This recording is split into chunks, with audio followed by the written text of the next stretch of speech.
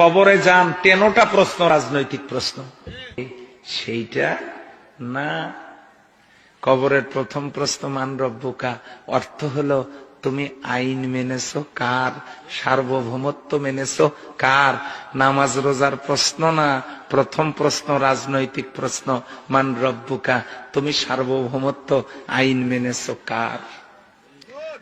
2 নম্বরের প্রশ্ন আমার দিনুকা, এখানেও নামাজ রোজা হজ যাকাতের প্রশ্ন না, আমার দিনুকা, তুমি কোন দলের লোক, কোন দলের লোক। হুজুর এখানে দল পাইলেন কই, দিন মানে ইসলাম, সেটা হলো ইন্নাদ দীনা ইনদাল্লাহিল ইসলাম, দিন মানে কোরআন, লিউযহিরাহু আলাদ দীনি কুল্লি, দিন মানে হলো কোরআন, দিন মানে হলো আদর্শ। ইন্নী আখাফু আন ইউবাদদিলা দীনাকুম, দিন মানে কমপ্লিট জীবন ব্যবস্থা। আল ইয়াউমা আকমালতু লাকুম দীনাকুম ওয়া আতমামতু আলাইকুম নি'মাতি ওয়া রাদিতু লাকুমুল ইসলাম দীনান। কয়টা দলিল দেব আপনাদেরকে? দিন মানে আন্দোলন, দিন মানে সংগঠন, দিন মানে মালিক ইয়াউমুদ্দিন, দিন মানে কিয়ামত। তাহলে আমার দিনুকা, তুমি কোন দলের লোক।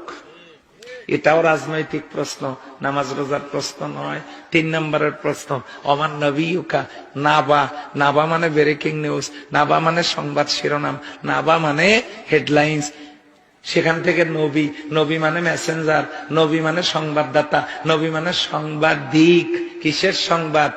নিউজ, এনতে নর্থ, ইতে ইস্ট, একটা হলো উত্তর, একটা পূর্ব, ডাব্লুতে ওয়েস্ট পশ্চিম, আর এসতে হলো সাউথ, তার মানে দক্ষিণ। পূর্ব পশ্চিম উত্তর দক্ষিণ মিলে ইন দা আর্থ, গোটা পৃথিবী। এই পৃথিবীর সমস্ত সংবাদ যিনি পরিবেশন করেন তিনি হলেন নবী, লিডার। তার মানে অমান নবিয়ুকা, তোমার নেতাকে। তুমি আইন মেনেছো, সার্বভৌমত্ব মেনেছো কার, দল করেছো কোনটা, তোমার দলের নেতাকে। শেষ প্রশ্নটাও নামাজ রোজা হজ যাকাতের প্রশ্ন নয়, এটাও রাজনৈতিক প্রশ্ন। 3টে রাজনৈতিক প্রশ্ন কবরে। আর এই লোক বলে হুজুর শেষ পর্যন্ত আপনিও রাজনীতি করে।